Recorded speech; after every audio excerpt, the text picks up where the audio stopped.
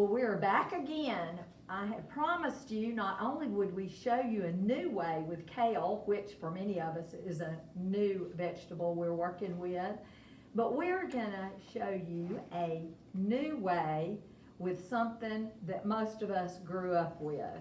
Most all of us from the South have had collards.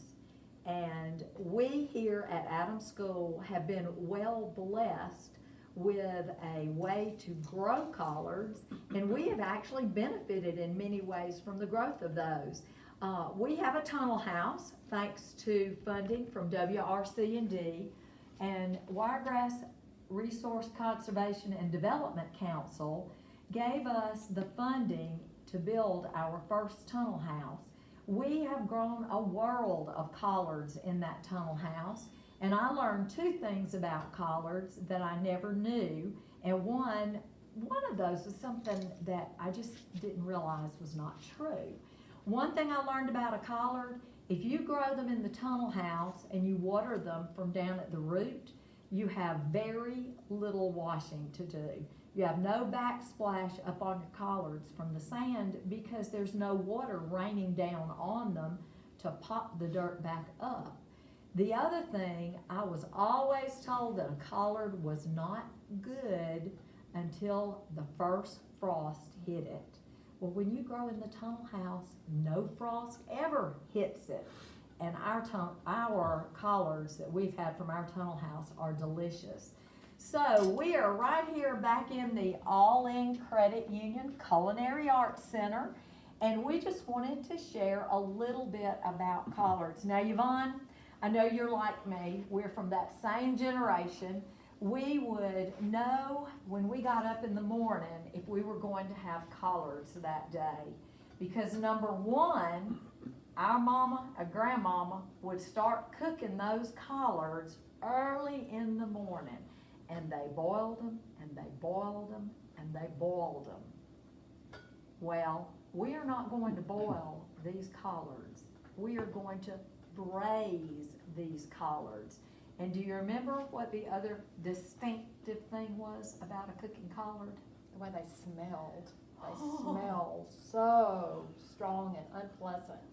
Very unpleasant. But when I braise my collards, I don't get that scent. Why is that? It's the same collard everybody else grows. There's a little chemical reaction goes on with that overcooking, that excessive heat that causes a sulfur buildup in the pot, and that's the smell you get. Well, we are going to cook these quickly because we are going to braise them, and we are not going to have the smell, and we're going to cook them in a very low amount of liquid so that all of our nutrients don't leach out into that liquid.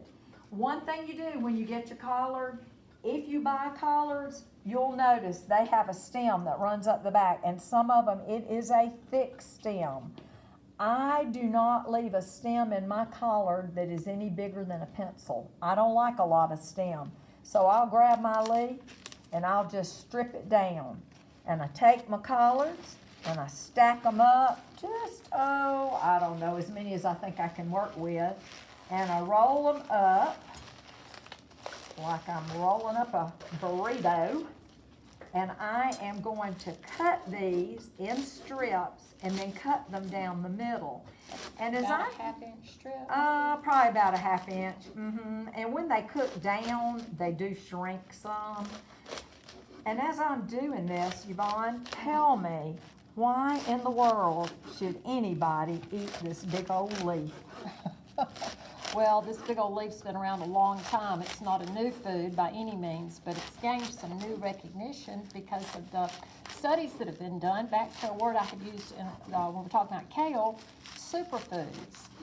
There are some foods that have been studied and they have shown up on a list because of the nutrition that is in these products.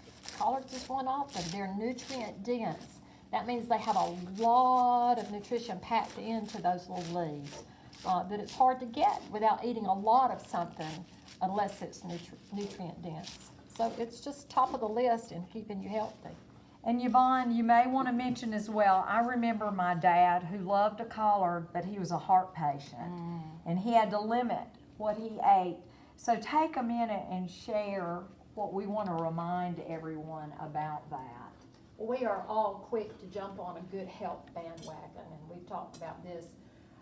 If you have a medical condition or take a particular prescription drug that could cause you some concern, always check with your doctor or registered dietitian before you make any very drastic dietary modifications, before you consume certain foods that might interact with your medications. All right, let's get started. This is quick and this is easy. We're gonna walk over here to our cooktop. And Yvonne is gonna I'm going to turn this on, and I think I'm gonna put that to low. And Yvonne is gonna take our olive oil, and in our pot, I want her to just turn it, and it will just turn it and it'll go. Okay. There you go. She's gonna cover the bottom with probably as a tablespoon or two of olive oil. That looks good. And then she had told me she had never braised collards before because I'm gonna be the boss and show her how. Throw in just maybe a third of a cup of those chopped onions. And this is, like we've talked about with many of the things we do, very forgiving. And we want to take just a few minutes and let those onions begin to soften. And as they do, I'm going to get you, Yvonne, to show them what we're going to season with. And we're going to season these with this Better Than Bouillon. It is a product that you'll find on the shelf in the grocery store. This one is the seasoned vegetable flavor. They also have a beef or chicken. You can put whatever flavor you prefer in there. And I have used the Goya ham flavored seasoning in this particular recipe because a lot of us like that kind of smoky flavor in our collards. Let's see if we're beginning to warm up here. Yeah, that's coming. As we've said previously, we are really trying out all of our new appliances in our Culinary Arts Center. We were well blessed when All In Credit Union gave us a grant to redo our teaching kitchen here at Vivian B. Adams School, and we were handed the keys to the kitchen just about a week before we shut down for COVID. And we have not really been able to use the kitchen, and not nearly like we would have. So we are just getting started again. And really, we're only able to use it, the two of us, because we have on our mask and we're socially distanced. You want to just let those onions warm up, just begin to soften just a little bit. They give just a little bit of flavor to the collards. I never would have thought about doing the onions in my collards. While that's gather you up about, a teaspoon of our bouillon. Doesn't have to be an exact measurement, which I will say is a far cry. Hang on just one sec. It's a far cry from what we used to do at Headland High when we made them follow the recipe to the letter. That's good right there. Just lay it down in there. The next thing we're going to do, I want you to start throwing in those shredded collards, and we're going to put in just about to the top of that pot. Just pack in there.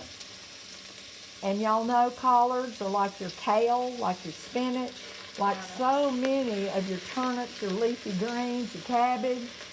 You think you have a tremendous amount till you start cooking it down, and it cooks down and cooks down quickly.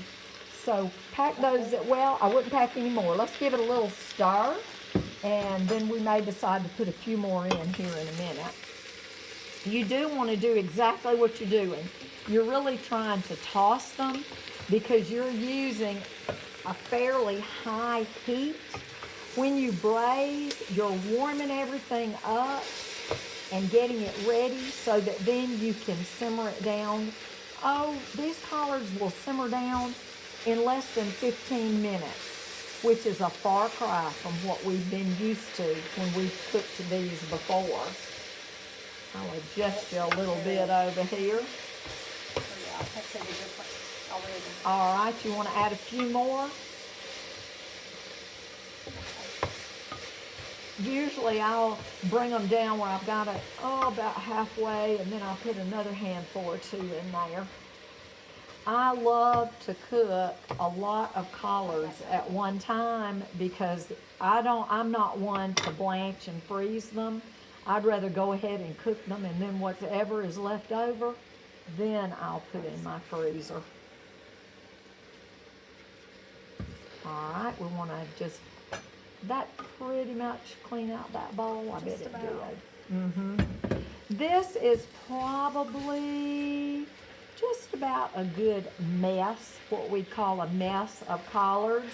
And I Googled up what a mess of collards was.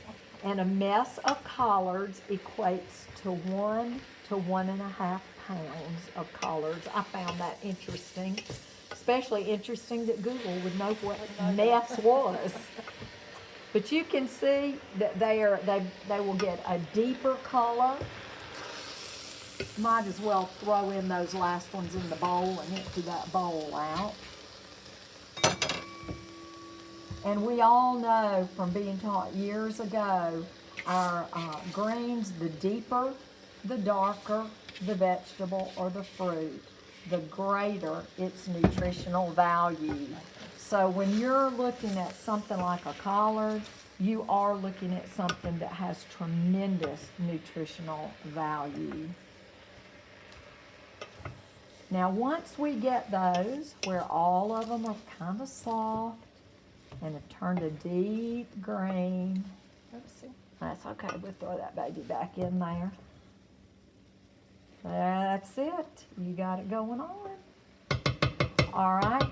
I want you to pour about a cup of water in there. And I'm going to get it turned on up so that it'll really start boiling. All right. Now we're going to put around a teaspoon of our seasoning in. And this seasoning is very salty, so you probably are not going to have to add any salt to these. I would wait and do my salting at the table and let everybody kind of salt to taste. Well, and a lot of us are on a limited salt. My husband's on a low salt diet, and just and if you do really that, have to be careful. You can cook just this way. What I have done with that, rather than use this seasoning, is I have used the low sodium chicken broth or any of the low sodium broths, and you would use it in place of your water and your seasoning mix. So yeah, I like cooking with broths. It gives a richer flavor to most anything you're cooking. If you would use water, you can probably use broth. But you'll notice there is not much broth or pot liquor, as my grandmother would say, in these collards, and you don't want a lot. Basically, you want to steam them and let that steam do the cooking. And what you can do, once you see it's come up to a boil, we're going to turn it down to a simmer, and we're going to put our lid on it. And as I said earlier, probably 15 minutes, you are good to go. It's just starting to simmer. All right. Okay. So you want to get another Quick look. before I put the lid on it? All right. You put the lid on. I'm going to turn it down. And walk away. And I'm going to walk away. And in about 15 minutes, we can this time use our fried cornbread, and we can put that on our collards. No smell. The only thing I smell is that seasoning broth. We are so grateful to All In Credit Union for this beautiful Culinary Arts Center, to Wiregrass RC&D for their help with the tunnel house, and to our friends at Ozark Park and Recreation for the opportunity to provide greens for their nutrition hub.